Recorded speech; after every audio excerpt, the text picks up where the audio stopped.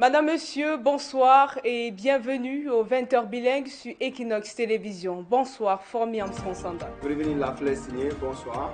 Ladies and gentlemen, thanks for joining us on the 8 p.m. bilingual edition of News on Equinoxe Television. We're live from Douala, Cameroon's economic capital city. In our top stories tonight, opposition political leaders in Cameroon are airing their voices, making it public on the necessity to form a formidable coalition from the opposition in order to out the 43-year-old regime of President Paul Biya. These voices were echoed by officials of the Cameroon Renaissance Movement, Syrian political party, the Social Democratic Front, and other top opposition parties in Yaoundé. Also, in this edition of the news, Cameroonians are appreciating the respect of the electoral calendar, but also expressing worries that verifying their details on the portal provided by the Elections Governing Board in Cameroon is an issue. We'll tell you more in this newscast.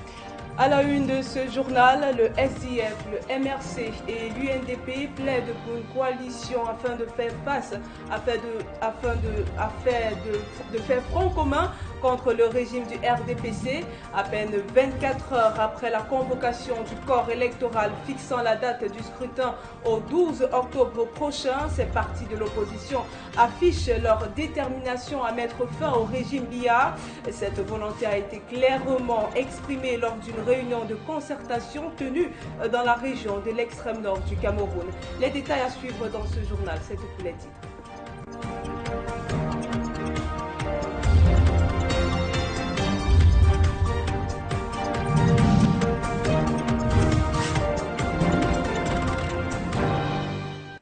Madame, Monsieur, une fois de plus, bonsoir et merci de vous informer sur Équinoxe Télévision.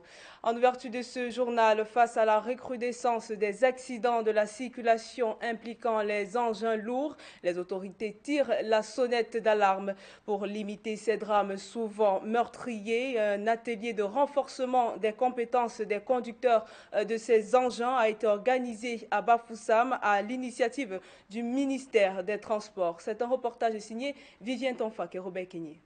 À Bafoussam, un atelier de renforcement des capacités organisé pour les conducteurs d'engins lourds dans le but de décroître la courbe des accidents de la circulation impliquant cette catégorie de véhicules. Ce qui a motivé cet atelier, c'est le constat selon lequel un ensemble d'accidents de la circulation implique les conducteurs de poids lourds.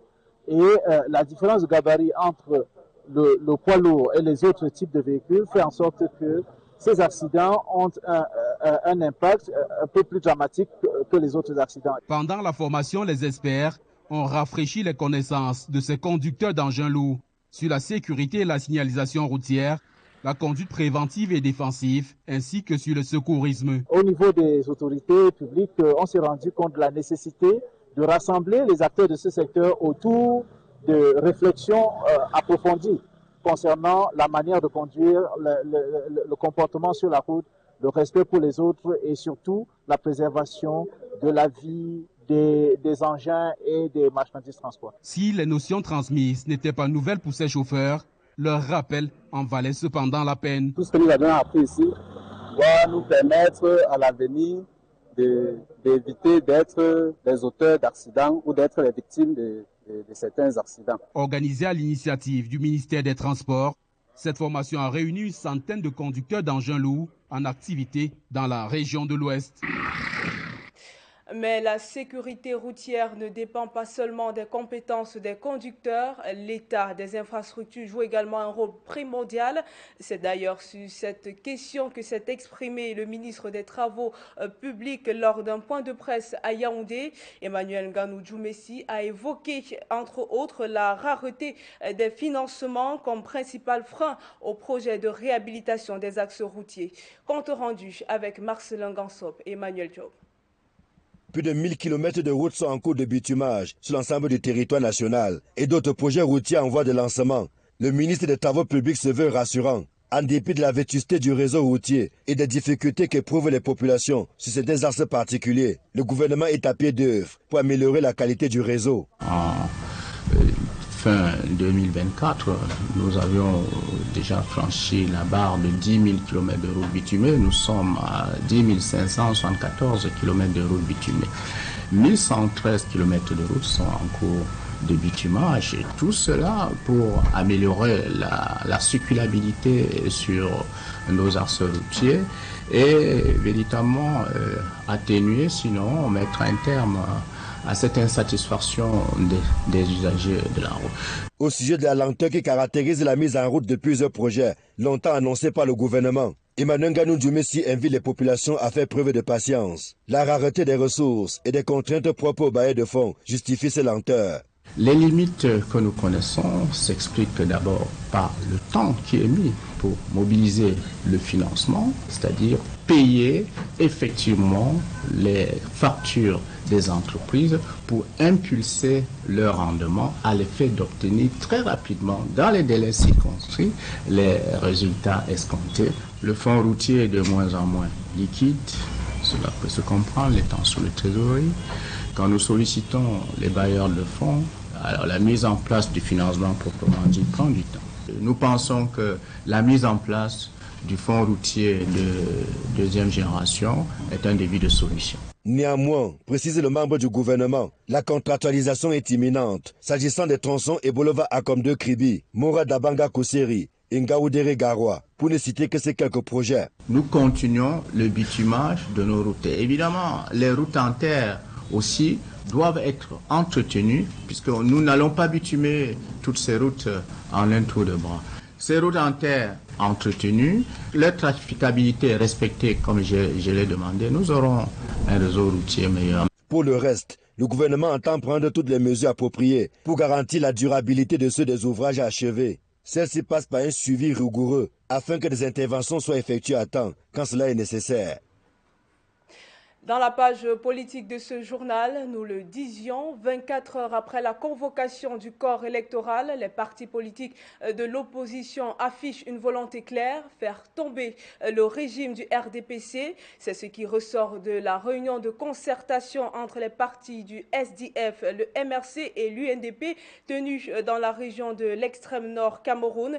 Les leaders appellent à une coalition pour affronter le président Biya et tourner la page du régime RDPC. Jean-Paul Boyo, Kemazou Matidor Somba et Amadou Daïrou signent ce reportage. Après la convocation du corps électoral par le président de la République Paul Biya, les réflexions en vue des accords solides au sein des partis politiques s'enchaînent. Illustration ici à Maroua, lors de la convention nationale extraordinaire du mouvement démocratique pour le développement du Cameroun qui a réuni les cadres du parti du MRC, de l'UNDP, le SDF. Objectif, fédérer les énergies au sein de l'opposition. Nous avons tenu cette convention nationale pour clarifier les modalités de notre participation à cette élection. Donc nous sommes encore au début. Les travaux qui appelaient à défendre la constitution d'une grande coalition dans le but de déboucher sur une alternative historique au sommet de l'État, quoi qu'il en coûte. Vaut mieux une coalition accouchée dans la douleur que de continuer à soutenir le régime Biya. Personne n'est à l'aise avec ces régimes. Personne ne peut donner des indicateurs de développement humain positif dans son village. C'est une histoire d'hommes, ce n'est pas une histoire de leader qu'on a érigé dans chacun de nos villages. Mais il s'agit d'un chef qui n'est plus visible. Lorsque des notables d'une cour se mettent en avant, ça veut dire que le chef est en train de disparaître. Souvent taxé d'égocentrique quand il s'agit de parler de coalition, cette aspiration commune qui pourrait bouleverser l'équilibre politique établi séduit à plus d'un titre les différents leaders. Le président du SDF vous rassure de son entière disponibilité pour qu'ensemble nous regardions vers la même direction en vue d'offrir à notre nation un meilleur avenir. Le message du président national de l'UNDP, candidat déclaré à l'issue de notre réunion du 28 juin dernier. Il est candidat à l'élection présidentielle 2025 projetée.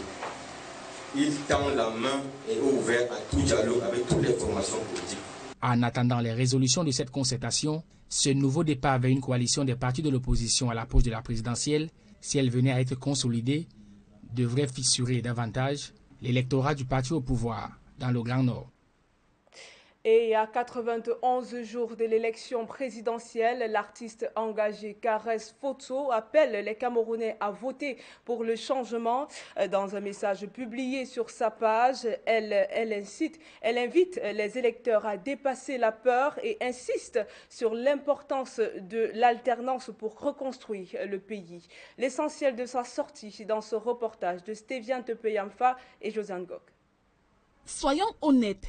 Le système actuel n'a plus rien à offrir. S'insurge avec véhémence Caresse Photo dans un post sur ses réseaux.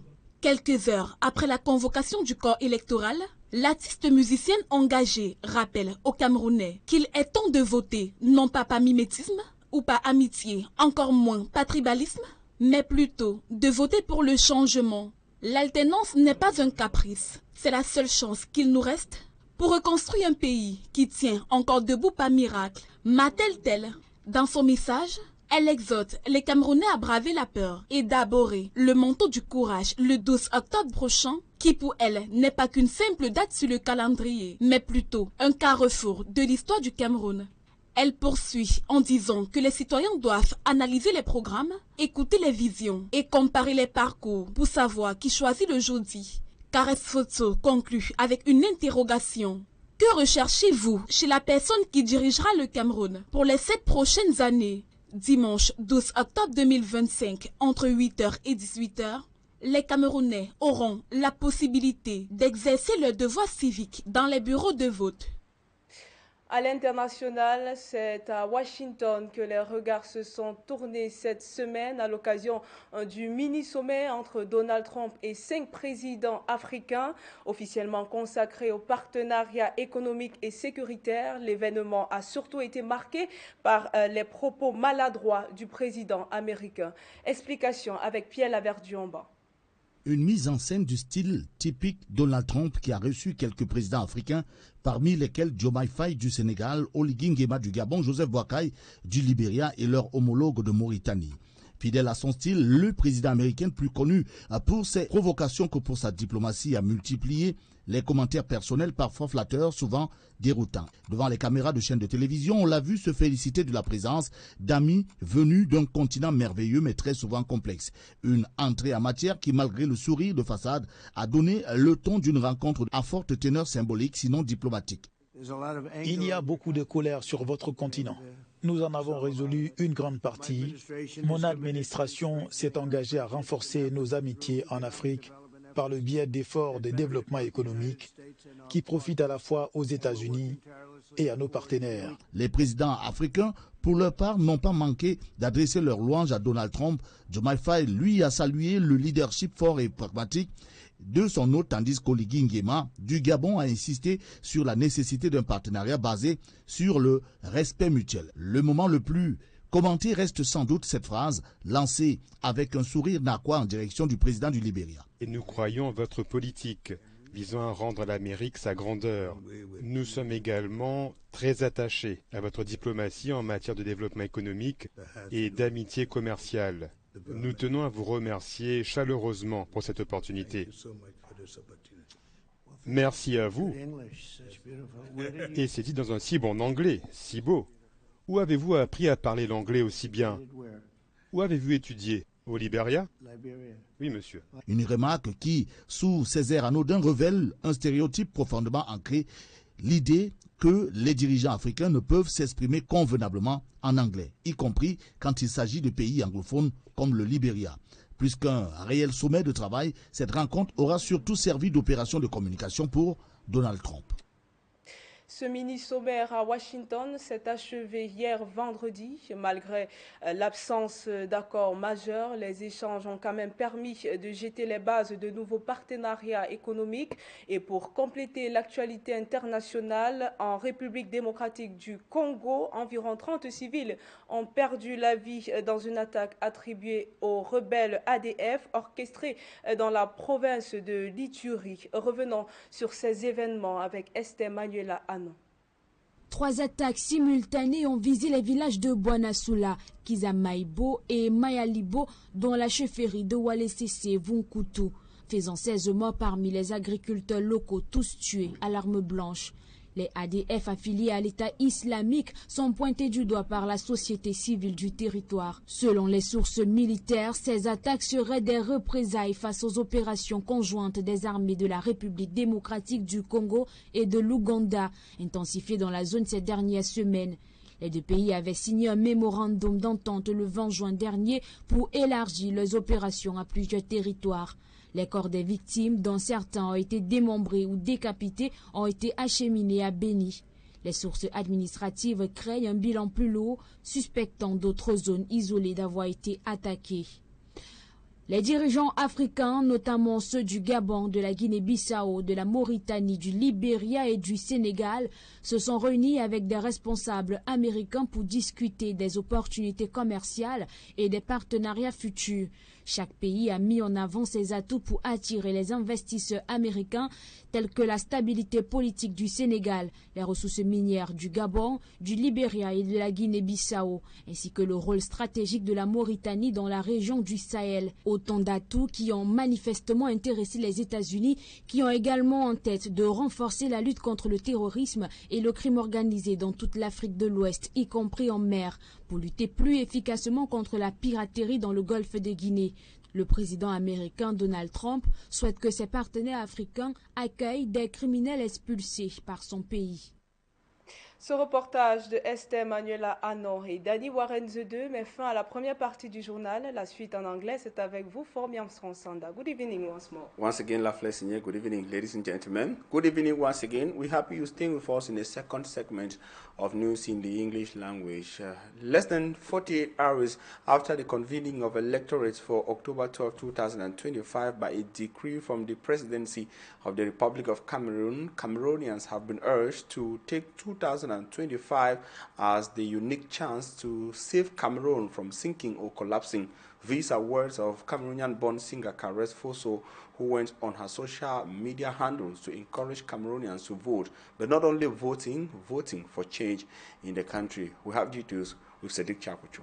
Kares Foso tells Cameroonians in a firm tone that October 12th election is the only opportunity to rebuild our country, which, according to her, still stands by a miracle. 91 days to go, no more, no less.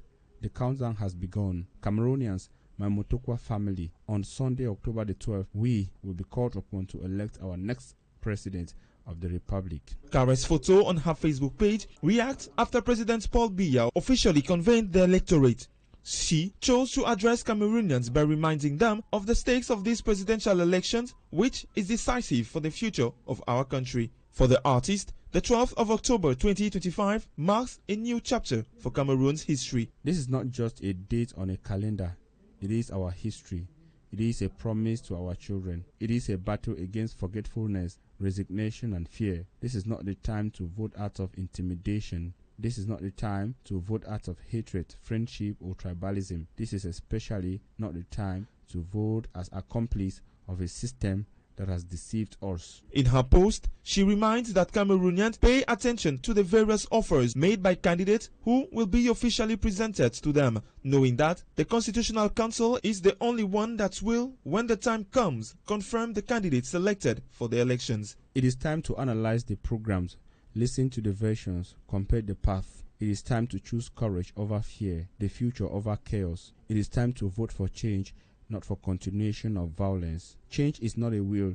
It is the only chance we have to rebuild a country that is miraculously still standing. Cameroon is calling us. Let us not waste this opportunity. On October 12th, Cameroon's destiny will be in our hands. In conclusion, she tells Cameroonians to be of the rendezvous of change. She ends with an interrogation, which is to know who will be our next president. And the announcements made by President Paul Biya yesterday adheres to the constitutional timeline in Cameroon that stipulates that the electorate should be convened at least so between 20 to 50 days before the mandate of the incumbent president expires. Note that the mandate of Paul Biya expires at the helm of Cameroon in November 2025. And Annabella tells us on details and what is expected of the electoral calendar in the following report. 2025 electoral calendar in Cameroon for the presidential election began with the convening of the electorate for October 12, 2025 by President Paul Biya in the presidential decree on Friday, July 11. Presidential candidates now have up to July 21 to deposit their files according to Article 123 of the Constitution. The list of validated files will be published latest August 13, and in case a candidate dies or steps back, he or she must be replaced before September 22. Then come campaigns by the political parties represented. According to the electoral calendar, campaigns will begin on September 27 and must end on October 11 at midnight, that is, on the eve of the election.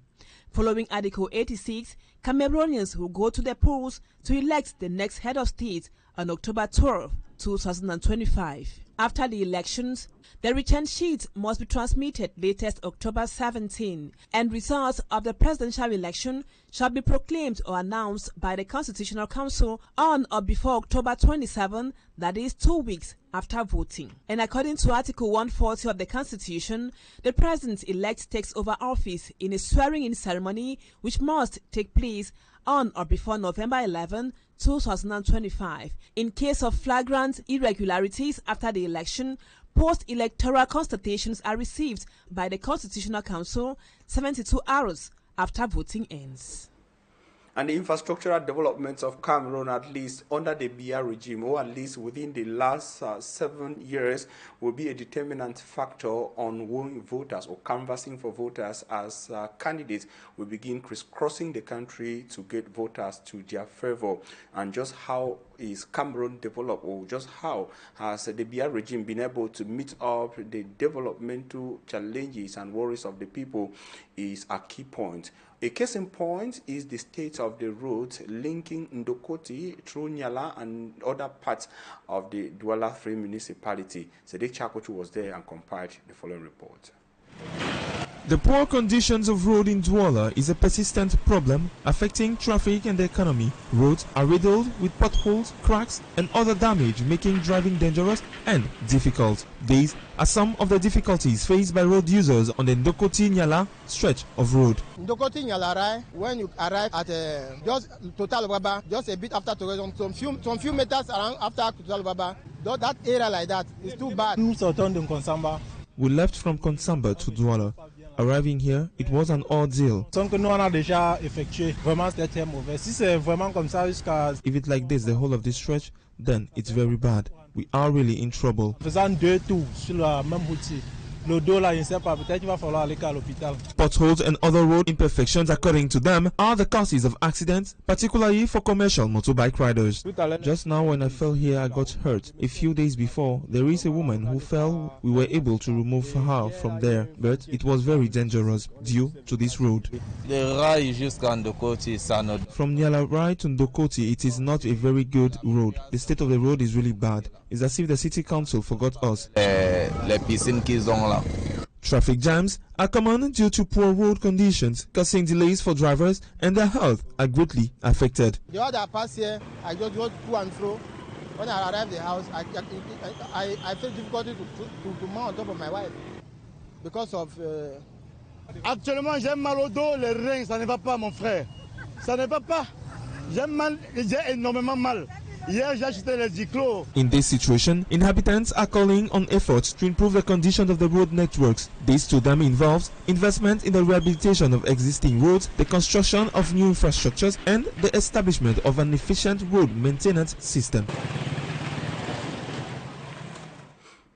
And on to something else, widows in Du subdivision in the Donga Mountain division of the Northwest region say that they are faced with enormous challenges, capital or top among which is access to health care, especially with difficult financial means available for widows across the subdivision. Most of them, about 500 in number, were speaking at the Nous District Hospital during a free health campaign organized by the Nous District Hospital and Yachdi and several other people in the locality, with women tested and even given medication on some common illnesses affecting elderly persons. We have details in the following report.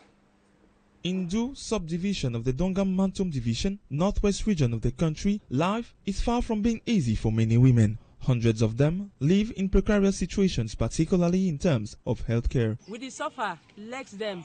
We suffer a lot. Many of us have pains on our feet, stomach and back for so many years now.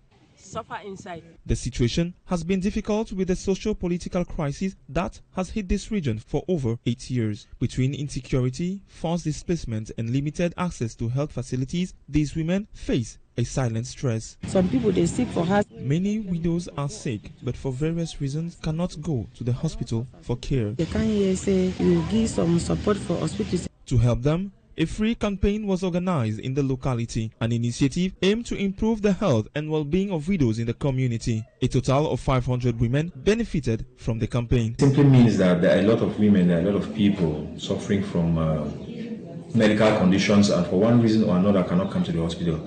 So this opportunity has paved way for them to come to the hospital, knowing that they will benefit for these services for free, and we have all these people. Mind you, there are many health conditions that we have noticed. People were living with them and couldn't come to the hospital, such as typhoid, diabetes, malaria, and since the population of women aged more than 60 years, obviously back pain, knee pain, since their main activity here is farming. So we've had these cases and we've been able to run some few tests for them for free, and we've offered treatment for them for free as well. The health campaign is part of efforts to support vulnerable populations in the region. By providing access to medical care, the initiative seeks to improve the health outcomes of widows and their families. A brainchild of their mother and daughter in close collaboration with the New District Hospital. Most of the women said that they had their issues attended to. And now, before we take leave of you, we'll tell you that the first ever modern stadium of the Northwest region will soon begin receiving encounters in the Northwest Regional Headquarters, Bamenda. It is constructed within the ambits of the norms of the World Football Governing Body, FIFA, to receive both local and international games. Let's know more about the stadium constructed in the Bamenda 1 municipality with some officials involved in the construction. They were talking to Babila Jonathan in Bamenda. Critics lambast U.S. President Donald Trump over what they consider as disrespectful treatment of the presidents of Gabon, Guinea-Bissau, Liberia, Mauritania, and Senegal at the White House. However, political analyst Dr. Nick Nguyen thinks it was not disrespect, but the natural attitude of Trump. I have heard a lot of people commenting about the attitude of Trump to say that he was sitting in a chair like a king, while the other presidents were standing around him like if they were his errand boys or something like that. I think to say so is not exactly right. You have to understand, if you want to talk about someone's character first, you have to know him and understand what he does under other circumstances. You would have noticed that most of the time, even with his ministers in his office, he's always sitting down.